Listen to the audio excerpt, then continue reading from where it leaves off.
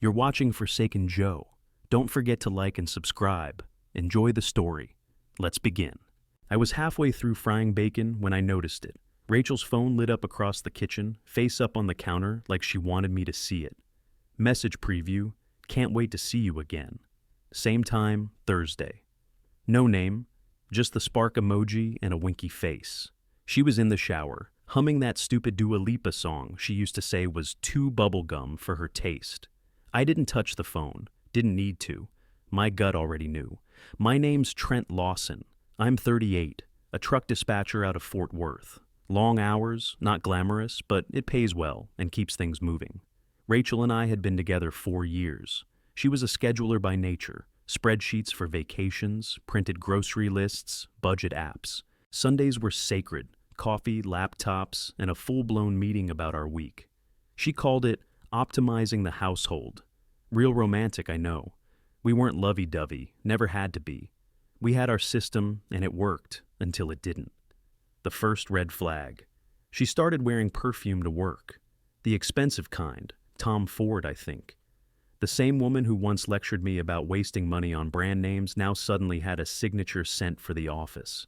Said it made her feel professional. Nah, that wasn't it. Then she stopped printing the calendars, skipped a few Sundays, said she was just going with the flow lately. That wasn't Rachel. That woman scheduled her dentist appointment 6 months out. She started name-dropping her district manager, Brent. Everything was Brent says this, or Brent's really helping me grow. Brent, like the man had invented sliced bread. And then there was her phone, always on silent, face down, until this morning. Before we start, how's your day going and where are you joining from? I didn't ask her about the text, didn't even flinch. I flipped the bacon, let it sizzle, and handed her a plate when she walked in with wet hair and fake cheer. Smells good, she said, grabbing a piece like nothing was off.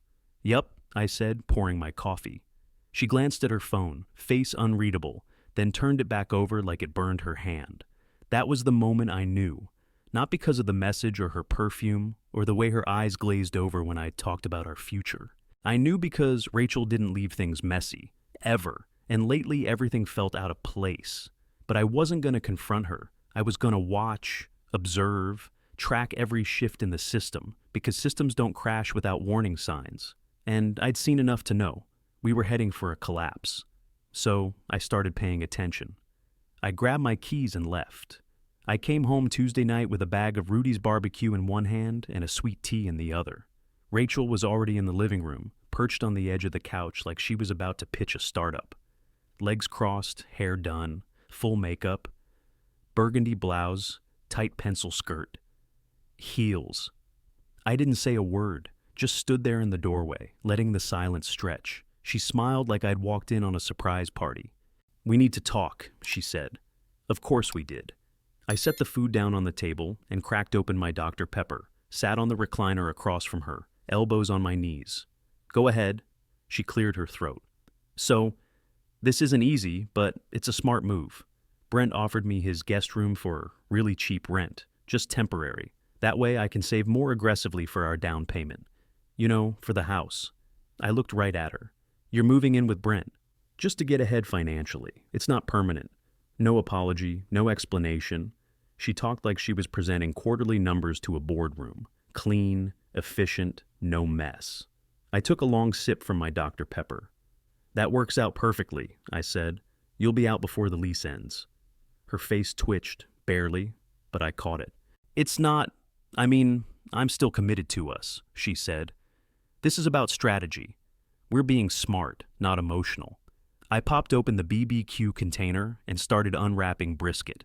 You want sauce, or are we skipping feelings tonight too?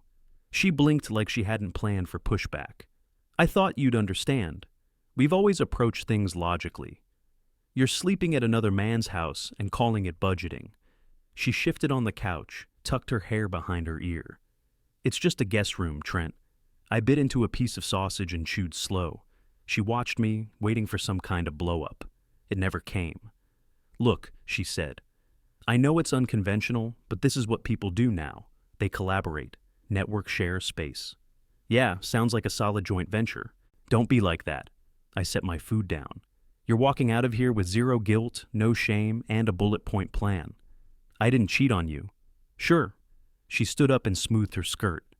I'm trying to build something for us.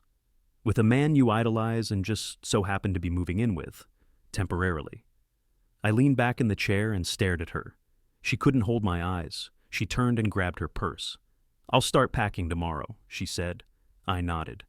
Don't forget the printer. You'll need it for the spreadsheets. She stopped halfway to the hallway, frozen like she just caught the joke a beat late, and I just kept eating. Slow, silent, letting the sauce drip down my fingers like nothing she said mattered. She didn't even wait a full hour to get comfortable. Around 9:30, I heard her in the bedroom, laughing behind a closed door. Light, flirty giggles, her client voice. Then, he took it really well. A pause, then clearer. No, like, really well. He's just being practical. I told you, he's not emotional like that. I stared at the TV, muted, one hand still greasy from brisket. Her voice got quieter, but I didn't need the words. The tone said it all. She thought she nailed it, finessed the whole situation like some power move. She thought I'd keep the lights on, cover the phone bill, maybe even pick her up if it went sideways with Brent. She thought I was safe, predictable, a backup plan with a checking account. I rinsed my hands, grabbed my laptop, and sat at the kitchen table. The sound of her voice drifted down the hall like background music, faint, smug, too damn pleased with herself. I started digging. Bank statements, joint purchases, every Amazon order she ever made on my card. Pulled receipts from restaurants she claimed were girls' nights. Flagged the ones that lined up with Brent's travel schedule. Downloaded backups of shared photos, calendar invites, Google Maps history, everything. Not angry, not even tense, just working. Like I was prepping a report for dispatch, double-checking the freight, tracking mileage, locking the load. She wasn't building anything. She was hedging her bets. If it blew up with Brent, she'd come back crying about confusion and timing. If it worked, she'd push for the house and bleed me on the way out. She didn't know me at all. At 11 on the dot, she came out of the bedroom, barefoot, ponytail up, makeup washed off. She was wearing one of my old t-shirts, the one from the Cabela's trip. She looked so damn relaxed, like her little plan had already gone through final approval. She leaned on the wall, holding a glass of water. I forgot to ask, what's your schedule looking like next month? I closed the laptop slow. Funny you asked, I said. I accepted a job offer today. Her smile didn't even fade. Really? That's great. Dubai, logistics consulting, full relocation, 2-year contract. She blinked, just once. The smile cracked. What? Leaves in 6 weeks, visas in process, flights being scheduled, whole thing's already in motion. She stepped away from the wall like she didn't trust her balance. Wait, you're leaving for 2 years? I nodded. Mm-hmm. Since when? You never said anything. I stood up and stretched. Didn't want to bring it up until it was official. Didn't want to make things complicated. She stared at me like she couldn't tell if I was serious. You're really going? Sure am. Everything's getting wrapped up next month. She looked around the apartment like it had changed overnight. But what about all this? You're moving out, remember? She didn't answer, just stood there, blinking, glass in hand, not sure what the hell just happened. I walked past her toward the bedroom. Night, I said. She didn't knock or say anything when she came to bed. Just crawled in stiff and slow, like her brain was still buffering. I didn't roll over. I didn't ask. Let her marinate. The next morning, she acted normal. Not cheerful, normal. Made her coffee, scrolled her phone, even asked if I wanted eggs. That's how you know someone's spiraling. They start doing things they haven't done in months, like it'll reverse time. I waited until she sat down. She had that fake calm energy, like a manager walking into a review they forgot to prepare for. So, she started, eyes on her mug. Have you signed the Dubai contract yet? I nodded. Visa app's in, company's handling the flight and relocation package. Already gave notice to the landlord. Her head snapped up. You what? I told him we're out by the 26th. He's listing the unit this weekend. She opened her mouth, then closed it, jaw tight. Perfect timing, I added, sipping my coffee. Since you're moving out anyway. Her fingers gripped the handle on her cup like it might run. I thought we could discuss options. I mean, does it have to be now? No, it doesn't have to be, I said. But it is. She swallowed hard, then started in again about Brent's place being just a financial thing, and how she didn't expect things to move this fast. I stood up, grabbed my laptop from the counter, and sat across from her. "Let's make this clean," I said, opening the folder I'd built overnight. "Want to walk through the numbers." She didn't answer, but I kept going. "Our joint savings account.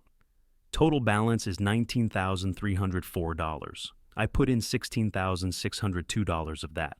That's 86%. You walk with your share, $2,600. She blinked like I'd slapped her. "Furniture in this apartment. All paid on my card. You can take the bookshelf you built. Everything else stays." She opened her mouth, but I cut her off. "The car's mine. Title and insurance in my name. You've never made a payment." She sat back like she couldn't get air. I clicked through to the spreadsheet. "You had about $3,600 in personal expenses last quarter. Gym, hair, nails, Uber rides, brunches, all came off my credit card." "I thought we agreed on joint spending," she said, voice thin. "Nope, I agreed to cover essentials. You stretched that line like it was elastic." She crossed her arms. "So what? Are you kicking me out with nothing?" I spun the laptop toward her. "You walk with $5,700 total. That's after subtracting the last rent and utilities." "That's it." "Yup." She stared at the screen like she could argue with math. "I'm rethinking things," she finally said. "Maybe this move isn't right for either of us." I nodded. "You already made the smart financial move, remember." Her face crumpled for half a second, then went hard again. "I was trying to help us get ahead." "No," I said, standing up. "You were trying to keep your options open." She didn't reply. I shut the laptop and walked to the bedroom. "Pack smart," I said. "You've got 2 weeks." She didn't say much after that last talk, just kept to herself, sliding around the apartment like a ghost in slippers. But I noticed the little things. Her phone died more often. She started driving less, and the gym bag stayed in the closet. That week, I started tearing it all down. Monday morning, I called the car insurance company and had her name removed from the policy. Took less than 10 minutes. No emotion, just paperwork. Tuesday, I logged into the phone account, cut off her line. She tried to restart it once. I got the alert. Didn't respond. She went to using Wi-Fi and old apps like a teenager with a burner. By Wednesday, I was changing passwords. Netflix, Hulu, Spotify, even the damn grocery rewards login. She clicked around a few times, pretending to be confused. I said nothing. She didn't ask. Thursday, I called the credit card company, told them to revoke her authorized user status.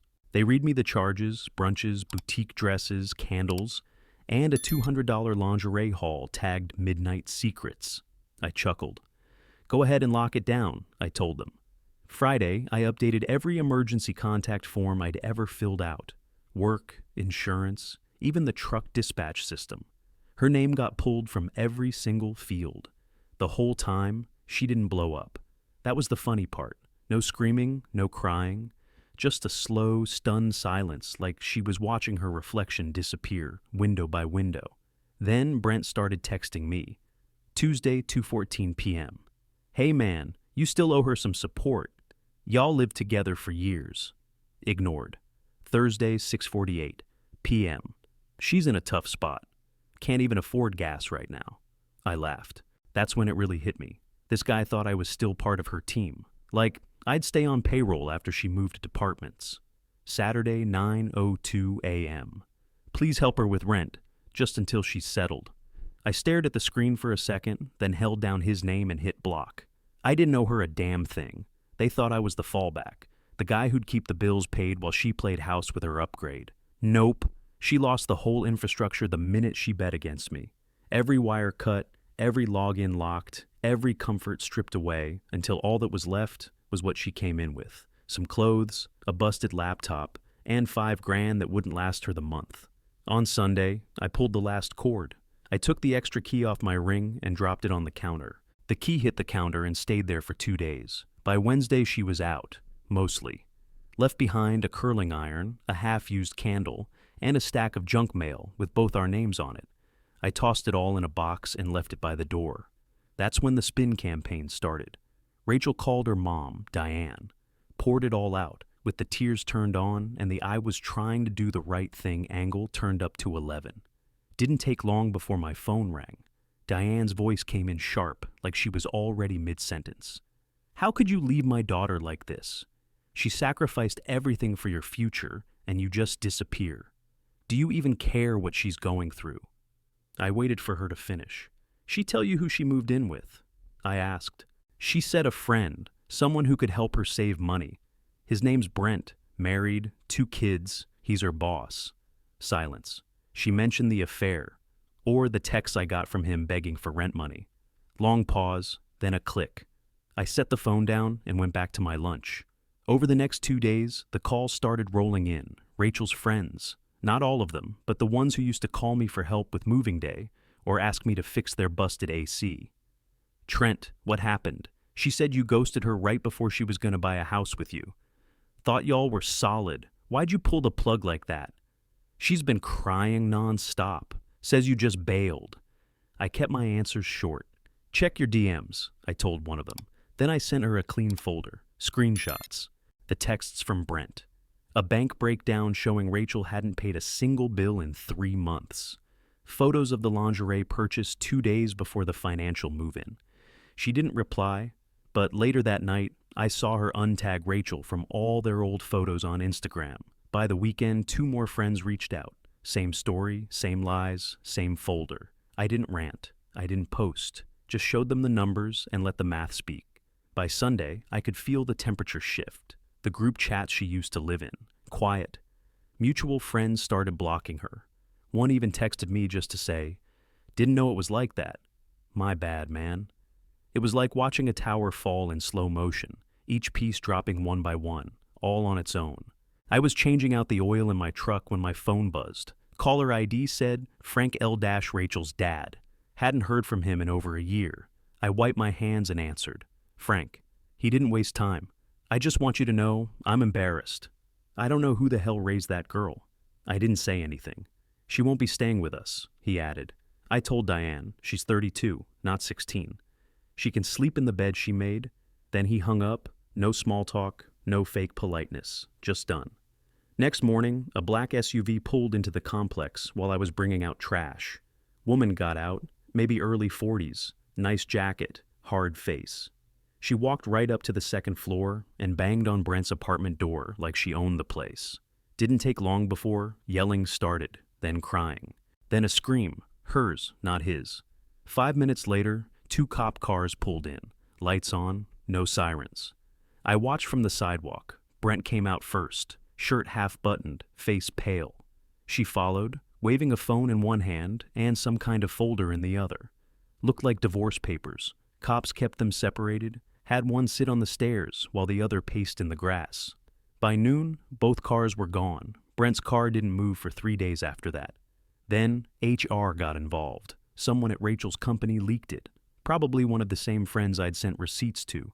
I don't know if it was the affair or the favoritism, but suddenly the guest room arrangement turned into a formal complaint. Brent got fired, walked out holding a cardboard box, didn't even look up. Rachel tried to get ahead of it, but the writing was on the wall. She resigned, some desperate attempt to look noble on the way out. They went from Instagram-ready couple to unemployed and couch hopping in less than 2 weeks. Their little cheap rent setup collapsed fast. Brent's wife froze his accounts. Rachel's bank flagged mine and cut her off. Nobody would rent to them without pay stubs. I heard from a guy at the gym. Brent was staying on a buddy's futon. Another friend said Rachel was bouncing between her cousin's place and a former coworker's spare room. Everything they built off a lie was crumbling, and me.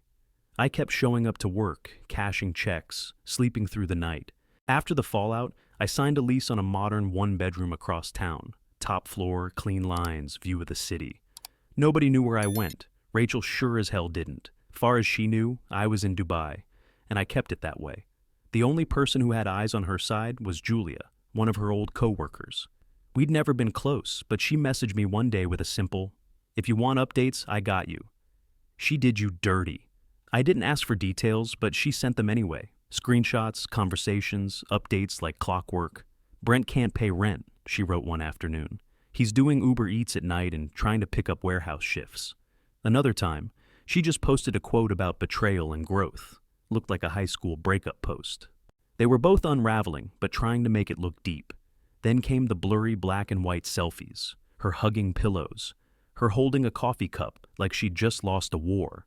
I muted her account, but Julia kept sending screenshots when things got particularly pitiful. Then, one day, she vanished. "Her socials are gone," Julia texted. "All of it. Poof." I didn't say anything back, just put the phone down and opened the blinds. Sunlight hit the floor like a clean slate. My life. Calmest it had been in years. I slept full nights, got to work early, ate breakfast without tension in the room. I started taking road trips again. Amarillo, Austin, even hit Colorado for a long weekend. Just me, a bag, and no deadlines. Then I signed up for a home remodeling course at the community college, something I'd been putting off for years. Did it just because I could. Turned the garage into a full gym, rubber flooring, squat rack, adjustable bench, full dumbbell set. Hung a whiteboard on the wall for tracking reps. Didn't just want to lift, I wanted progress. Then came the women. Not hookups, not revenge dating, just slow, casual stuff. Coffee with someone new, a weekend hike, no pressure. Julia kept the updates coming. One night, I was sanding down a workbench I'd built when my phone lit up again. They broke up. She moved back home. That was it. No emoji, no extra commentary. I stood there for a second, sanding block in one hand, sawdust on my jeans, and read it again. She'd finally run out of people. I blew the dust off the wood, grabbed my drill, and went back to work. I was halfway through installing new cabinet handles when I heard the knock. Sharp, rehearsed, not a neighbor. Opened the door, guy in khakis, clipboard in hand. "You Trent Lawson?" "Yeah." He handed me a manila envelope. "You've been served." Didn't flinch. Closed the door and walked straight to the table. Inside was a letter from Rachel's attorney. She was suing me for emotional distress and financial abandonment. Demanded 50 grand in damages, 25 more for pain and suffering. I read the whole thing twice, then laughed once, short and sharp. Picked up my phone and called Michelle. Michelle Harmon wasn't just a lawyer. She was my lawyer, sharp, precise, and meaner than a junkyard dog if you poked her with nonsense. "Told you it was coming," she said when I read her the claim. "They always try a last swing when the ship's underwater." "Let's hit back," I said. "We already are." I met her at her office the next morning with a full drive of receipts, every transaction, every calendar event, every saved message, the text from Brent, the breakup quotes, screenshots from Julia, and the cherry on top, public records of Brent's divorce filing. His wife had submitted copies of their phone logs and GPS data. One of the exhibits was labeled Workplace Misconduct. Michelle flipped through it like she was reading a menu. "Good," she said. "Let's give her a counterclaim for conspiracy, financial fraud, and harassment." She filed it 2 days later. Rachel's lawyer bailed by Friday. I figured they'd replace him with some cheap second stringer, and they did. But that guy quit too, said the case was ethically complicated. That's lawyer speak for, "I'm not touching this flaming dumpster." Michelle gave me the green light to offer settlement. She didn't sugarcoat it. "We end this now or drag it for months. You want closure? You'll like this one." Our offer was brutal. No money, no compromise. Rachel pays my attorney fees. She gets nothing. Zero. Signs a permanent NDA. No posts, no calls, no telling her version. Brent signs too. They vanish from my life for good. Or we go to court and wreck what's left of them. They folded fast. Rachel didn't even respond directly. Her third lawyer did. Signed and returned within 48 hours. Brent followed with a basic agrees to terms note scribbled like a detention slip. Michelle sent me a copy of the final order. "Done," she said. I sat in my garage that night, opened a beer, and stared at the NDA. Not because I doubted anything. I just wanted to feel the silence settle in. Then I deleted every file from my laptop and went back to drilling holes in the workbench. A year later, I was sitting on my porch with a cold beer in one hand, watching the sun drop behind the hills like it knew I earned this peace. I'd been promoted last quarter, senior logistics coordinator, bigger paycheck, better hours, company truck.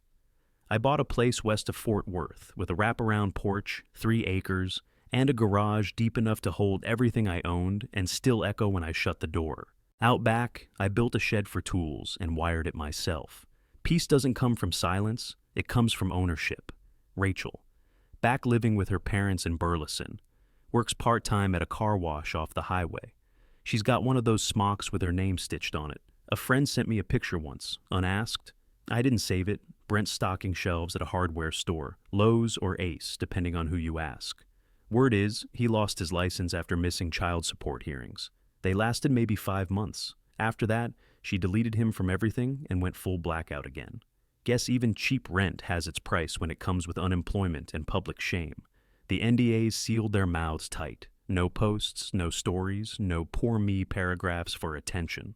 And every now and then, someone from that circle finds me. Hey man, do you ever regret how it went down? I don't, not for a second. She thought I was the backup plan, the dependable one, safe, predictable. She didn't know I was the architect. I didn't just walk away.